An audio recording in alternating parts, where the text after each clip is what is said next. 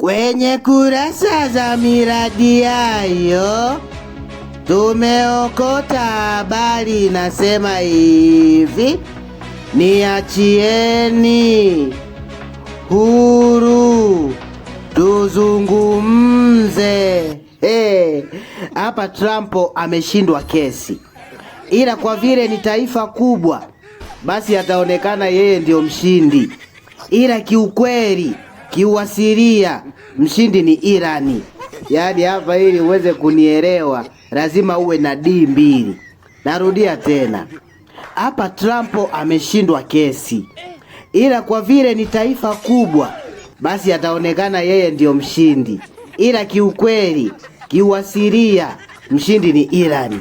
Haya, nione wale ambao wana D2, nione hapo comment kama wameelewa. Haya, usisahau kulike, kucomment, kushare na kusubscribe akaunti yetu ya Ndui Media. Asanteni sana.